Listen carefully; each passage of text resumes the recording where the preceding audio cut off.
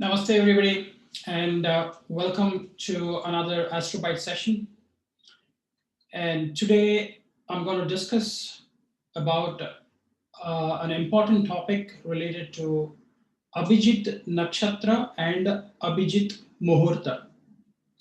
Now, there is a lot of confusion with people, and people do not know, about what is Abhijit Nakshatra and what is Abhijit Muhurta. So today, as I speak, the sun has transited into the quarter of Abhijit Nakshatra technically, because Abhijit Nakshatra is an intercalary nakshatra, and today it is not being used in the 27 scheme of nakshatras.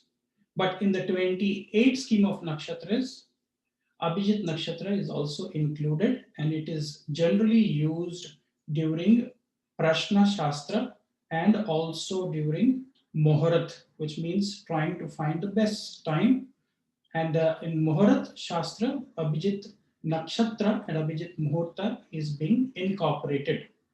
So, Sun technically transits into Abhijit Nakshatra between the 20th of January to the 24th of January. So it's about 4 days when the sun in the year is transiting the Abhijit Nakshatra. Now, why is this a very important transit? Is because Abhijit stands for invincible victory. Abhijit or Abhijitam also means ultimate victory.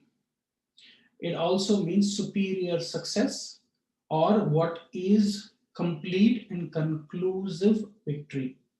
And that's why, this is also called as Aparajita Shakti or Apradrishya Shakti, which is associated with Uttarashada Nakshatra. Now, Apradishya Shakti, which means the power to give an unstoppable and a permanent victory. And Aparajita means somebody who cannot be conquered. So, both of these terms have been associated with Uttarashada Nakshatra. Now, let's go and see why is Abhijit Nakshatra not being considered today in the Nakshatra scheme of things.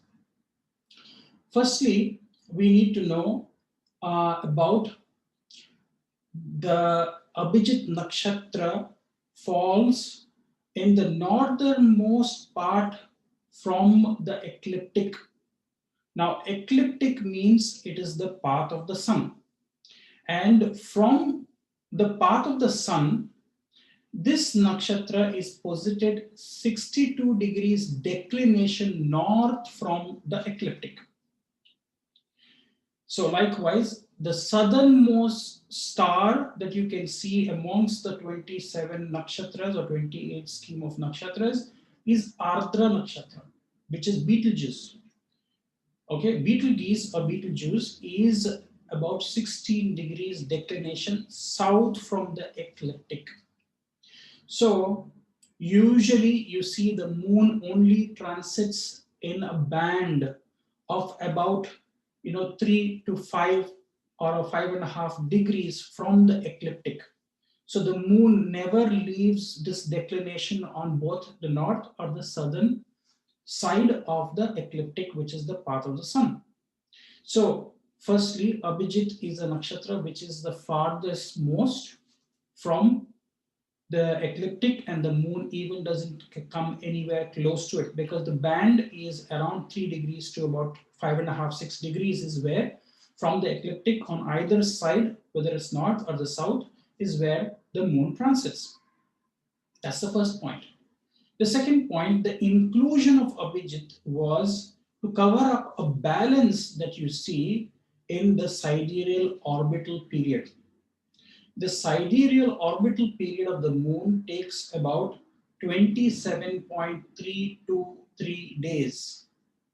So, a typical sidereal day is about 23 hours, 56 minutes, and 4.1 seconds. So, it is not exactly 24, Hours in a day, it is 23 hours, 56 minutes, and 4.1 seconds.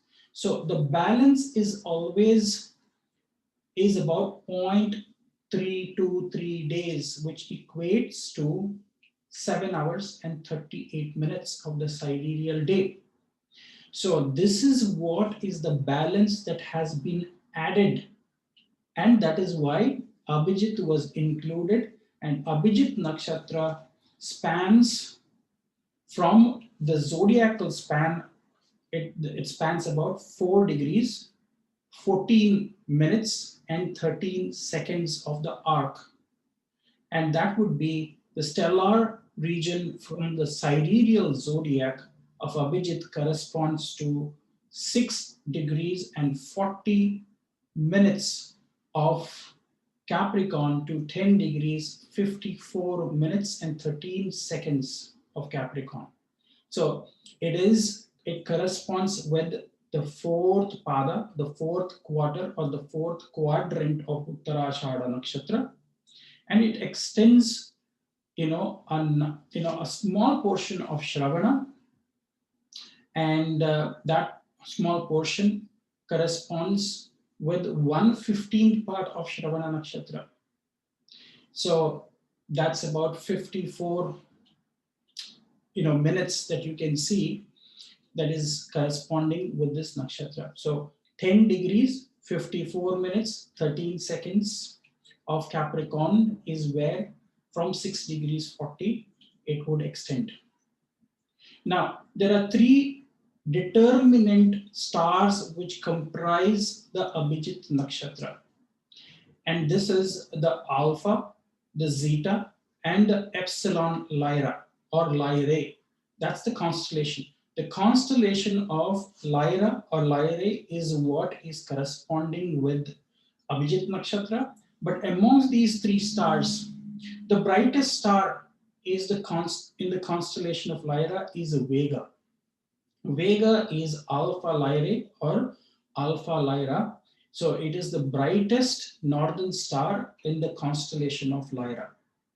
And maybe about 15,000 years ago, or at some point in history, it was considered as the Dhruva Tara, which means the pole star, the north star, according to which our whole alignment is towards. So about that time, during the Vedic times, this nakshatra was used as the pole star or Dhruva Tara or the Sthira Tara.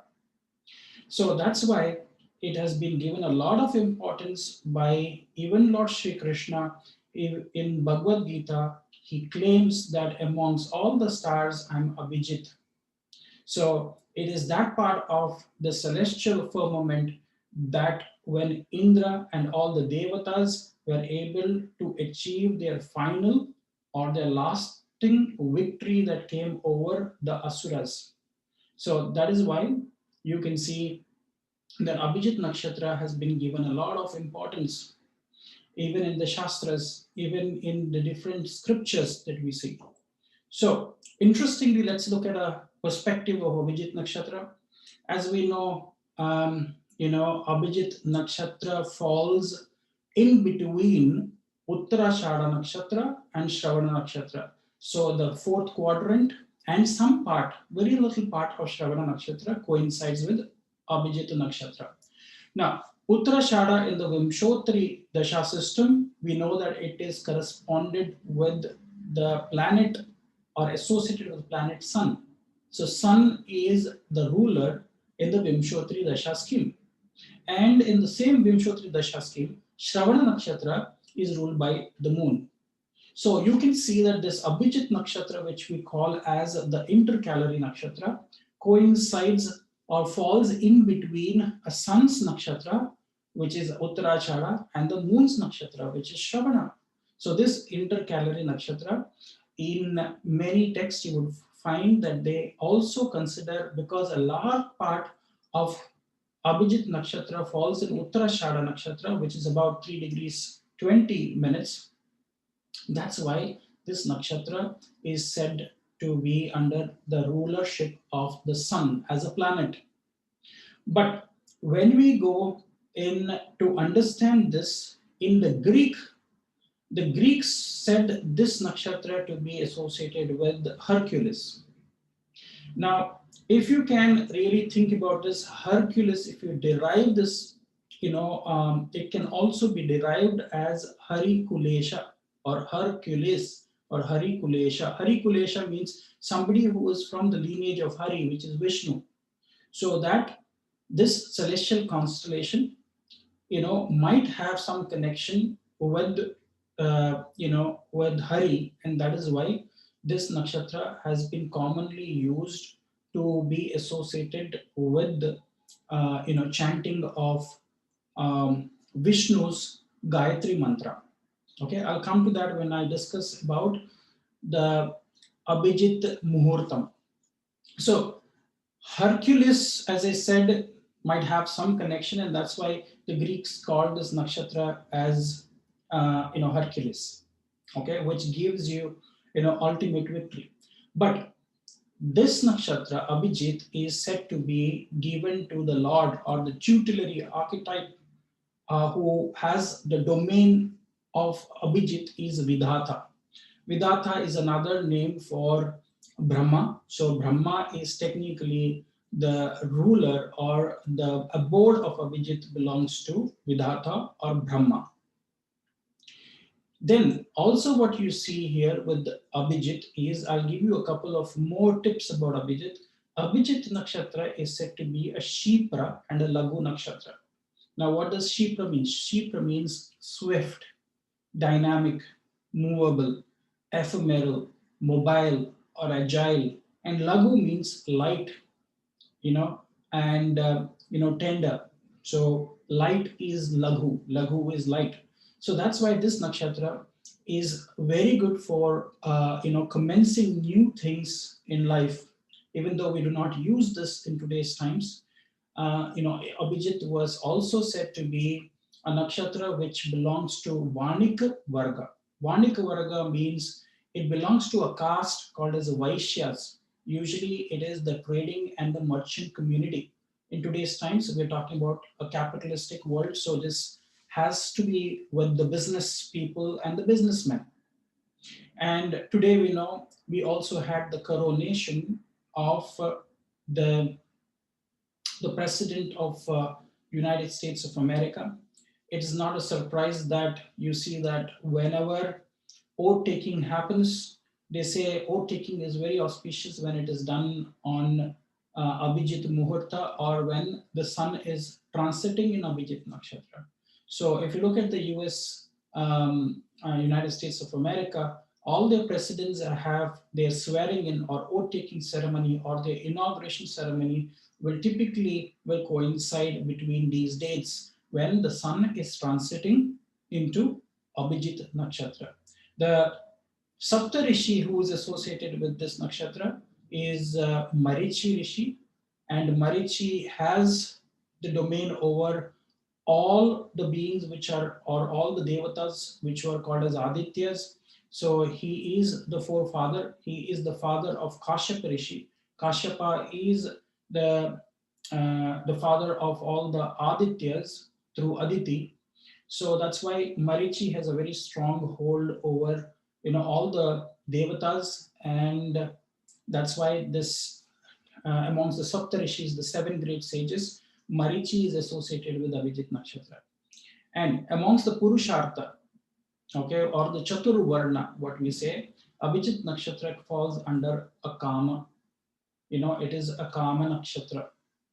The tattva of Abhijit Nakshatra is a Vayu or air element, and the guna which has been given to Abhijit Nakshatra is Sattva. The quality of Abhijit Nakshatra is Sattvic, we say. It's about purity and clarity, and we say because it has got a presiding deity who is Vidhata or Brahma, the universal creator himself. Okay, now some scholars also believe that Abhijit Nakshatra is the birth star of Ketu. Now, in some schools and some scholars believe, it is Ashlesha Nakshatra, which is the birth star of Ketu. But Ketu is also said to have gained a lot of status sitting in this nakshatra. And Ketu's birth is in the family of Jaimini Rishi, and in his race from Jaimini Rishi, and was supposed to have been born under the Abhijit Nakshatra, because Abhijit stands for regenerative mental processes, and Ketu helps you to gain inner guidance, which allows you spiritual evolution for the humanity.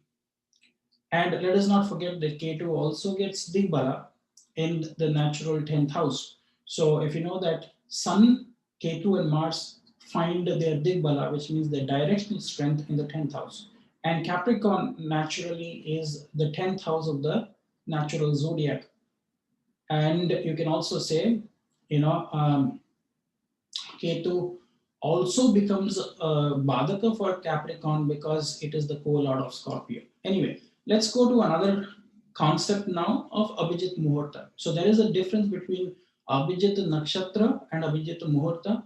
It is called Abhijit Muhurta because that span of the day is also associated with Abhijit Nakshatra. Let's come and let's see what is a Muhurta. So Muhurta is 48 minutes. So typically one Muhurta is 48 minutes. So that means we have 30 Muhurtas in 24 hours. So if we have 30 Muhurtas in 24 hours, so that gives us 15 Muhurtas during the day and 15 Muhurtas during the night. So then we also need to know a part of this half of the muhurta is called as a gati or a gatika, which is 24 minutes. So half muhurta, in the morning time, the last half muhurta of the morning and the first half muhurta of the afternoon is called as Abhijit Muhurta. So, amongst the 15 muhurtas during the day, the middle muhurta, which is the eighth muhurta of the day, is called as Abhijit Muhurta. So, Abhijit Muhurta, which is 48 minutes, is typically 24 minutes, in the last muhurta of the morning, and 24 minutes, which is the first half muhurta of the afternoon. So let us give an example for you to understand what this means. So if typically, if you say that the sunrise at your location is at 6 a.m. and if the sunset at your location is 6 p.m., then typically 24 minutes, which is 11:36, during the morning till 12:24 in the afternoon is called as Abhijit Muhurta. So Abhijit Muhurta is calculated based on the sunrise and the sunset time, and on the basis of that, the eighth Muhurta of the day is said to be Abhijit Muhurta. Now, there were, also a school of thought where some of the astrologers also believe that there is also an Abhijit Muhurta during the night. Actually, what it means is in the Titiyamsha concept, you need to know that there are 30 Titiyamshas. Amongst that, the eighth Titiyamsha is called as Abhijit Muhurta, and the 23rd Muhurta of the day from sunrise, it is called as Vidhatar. Vidhatar typically again falls if you say it is, we have a day between 6 a.m. to 6 p.m. is the sunset time, and from the sunset 6 p.m. to the next day 6 a.m. if you take, then 12 midnight exactly would be the middle part of the Vidhatar. Okay, the Vidhatar would be between 23:36 hours, which is 11:36 in the in the evening, 11:36 p.m. to 12:24 a.m. is called as a Vidhatar. Vidhatar also means the distributor. It is also associated with the Brahma, okay, or it is also called, it has a very strong association also with the Rohini Nakshatra. But the first eighth Muhurta is very strongly associated with Abhijit Nakshatra. Okay, so some scholars also, or some astrologers will also consider the middlemost part of the second half of the 15 Titiyamshas, or the second half of the 15 Muhurtas, the middle portion of that, which is the 23rd Muhurta of the day, is considered also to be a Abhijit Muhurta, or give equal success as like Abhijit Muhurta. Now, Abhijit Muhurta very clearly has giving it a strength of ultimate victory and everything during the day, because whatever activities you do during this time is supposed to give you excellent results. Okay, and that is why people would choose this for doing their activities, because when you fail to get the best Muhurta for the day, de facto, it can be considered as the best Muhurta of the day, with an exception. The exception is there is no Abhijit Muhurta on a Wednesday. So you cannot have an Abhijit Muhurta on a Wednesday, but all other days of the week you will have an Abhijit Muhurta. So let's say, for this, there is also a significance. You can see that it was believed that Vamana avatar, which is the fifth incarnation of Vishnu amongst the Dasha avatar, he was supposed to be born on the 12th waxing phase of the Bhadrapada month, which means, on Dwadasha Titi. He was born on Dwadasha, which is the 12th lunar day of Shukla Paksha, which is the waxing phase of the moon, in the lunar month of Bhadrapada, which typically comes corresponding with, the month of September. And he was supposed to be born in Abhijit Muhurta. As per, Vashishta Rishi, also you see, as per Valmiki Rishi, in Valmiki Ramayana, he is also mentioned that Ram Avatar, which is the seventh incarnation of, the Dasha avatars of Vishnu, the 10 incarnations of Vishnu, he was born on Navami Tithi, which is the ninth lunar day, on a waxing phase, which is of the moon, which is Shukla Paksha and Chaitra month. And he was born again at Abhijit Muhurta, which is during the mid-afternoon. So Vamana Avatar and Ram Avatar are said to be born during the waxing phase of the moon, and in Abhijit Muhurta. Now, on the contrary, what you see is Lord Shri Krishna was supposed to be born during the Vidhatar or the Abhijit Muhurta in the night. And he was born on Ashtami Tithi, which is the 8th lunar day, in the waning phase of the moon, in Krishna Paksha, in the Shravana Masa, which is the Shravana month. Okay, and he was born during the Vidhatra Muhurta, which many consider is also equivalent to an Abhijit Muhurta during the night.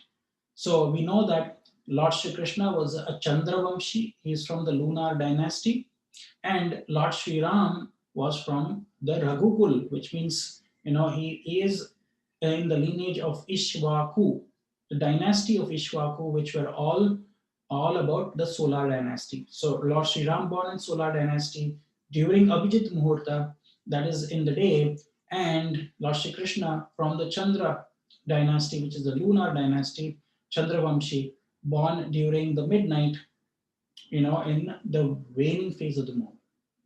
Okay, so also remember that Rohini and Abhijit can create a Veda on each other, which means an obstacle. Any planets which are placed in a Rohini can create a Veda on Abhijit, and any planets which are placed in Abhijit can create an obstacle or an obstruction with a planet placed in Rohini Nakshatra. Okay, now how to know, what is an important point whenever you want to know, to find the Abhijit Muhurta. Then Abhijit Muhurta usually falls when it is the fourth lagna of the day from sunrise. That means during the Brahma Gayatri mantra, we celebrate or we recite the Brahma Gayatri mantra when Lagna coincides with the sun in the first house. And whenever the Lagna goes to the fourth from the sun during the day, that is typically when the sun is in the 10th house from the Lagna. That's when the sun is very powerful. So that is when we celebrate Abhijit Muhurta, because the sun gets directional strength, which is Digbala, in the 10th house. So during the day, when the Lagna is in the fourth from the sun, or typically 10th from the Lagna, the sun is posited. That is when it is called as Abhijit Muhurta, and that is when it's the best time to recite Hari Gayatri mantra or Vishnu Gayatri mantra. Whenever the Lagna goes to the seventh, or whenever the sun goes to the seventh from the Lagna, that is the time when the sunset is happening. That's when the Lagna goes to the seventh from the sun. It is the time when Rudra Gayatri mantras have to be recited. Especially that is why we see Trayodashi Titi, when we go towards the sunset, we follow something called as Pradosh. Pradosh Vrat is also celebrated for Shiva on Trayodashi Titi during the sunset. That's when we should recite Rudra Gayatri mantra. So around sunset, Rudra Gayatri mantra. During the Pradosh, and if it falls on a Saturday, it's called as Shani Pradosh Vrat. It's very important, and it falls on a Trayodashi and coincides. And so Rudra Gayatri is very, very effective. So when the Lagna goes to the 10th from the sun, that's when it is midnight. Sun in the fourth from the Lagna is midnight. That's when it's best time to recite Kali Gayatri mantra. Okay, so Lord Shri Krishna had a lot of prayers he did for Kali as well to gain the strength, because he was born also during the midnight. So Kali Gayatri mantra would be very effective. So with this, I would also add two more things that you would need to know about muhurtas. There are two more muhurtas which are said to be very, very auspicious. Besides the Abhijit Muhurta, which is the eighth Muhurta of the day, and the Vidhatri Muhurta, which is the 23rd Muhurta of the day, which some scholars also say it is as equal to the Abhijit Muhurta during the day. But where else it is connected to Rohini Nakshatra. So the next very auspicious time, which many people have forgotten, is the 26th and the 29th Muhurta of the day. The 26th Muhurta of the day, typically, if you say 6 a.m. is the sunrise and 6 p.m. is the sunset, then this Muhurta is called as Amrita Muhurta or Jiva Muhurta. It falls between the 48 minutes after 2 a.m. So 2 a.m. to 2:48 a.m. It's the time when life can be immortalized, because this Muhurta is coincided with Pushya Nakshatra. So it's a very auspicious time, because it's about your Brahaspati, which is Pushya, and Jiva is also Brahaspati, the soul and the living. So if you want to improve your materialistic things, then this Muhurta is supposed to be very auspicious for praying to Brahaspati and Jupiter. And the 29th Muhurta, which is two Muhurtas before the sunrise, the 29th Muhurta of the day, which typically falls for 6 a.m. sunrise and 6 p.m. sunset. So it will typically fall between 4:24 to 5:12 a.m. So all of these are going to change based on the sunrise and the sunset times at your location. And any software will be able to, astrological software will be able to give you when is the best time. So Brahma Muhurta also is called as Tvastri. Tvastri means it is the Lord, which is he is the divine architect, which is Vishwakarma, or the carpenter is also the son of Brahma. So that's why this is a very auspicious time for doing Brahma Gayatri mantra and doing prayers. This is for your spiritual growth, and it will help you to clear out many of your karmic debts that are there when you do special prayers during the Brahma Muhurta. So you have Abhijit Muhurta, which is the eighth Muhurta of the day or the Titiyamsha, the 8th Titiyamsha, the 23rd Titiyamsha, which is called as Vidhathar. Okay, that is again another important one. Then the 26th, which is called as Jiva or the Amrita Muhurta, and 29th, which is the Brahma Muhurta. So I hope you have understood the concept of Muhurta, and it is not surprising to find that the US coronation ceremony, because Abhijit Nakshatra is supposed to be very good for coronation and also for starting new things and for winning wars, because it gives you an ultimate success. But the thing I want to give you is, unfortunately, today being the 20th and being a Wednesday, there is no Abhijit Muhurta today. So you might have missed out on Abhijit Muhurta, but you definitely will have Abhijit Muhurta on the 21st, 22nd, 23rd, and 24th. So the next 4 days are very important because the sun is transiting in Abhijit Nakshatra. And during the Abhijit Muhurta, it might be a very important time for doing prayers to Hari, Vishnu, and that will get the blessings of the divine. So, more power, light, love, grace, harmony, peace, wellness, miracles, and a lot of joy to all of you. And namaste. Thank you very much.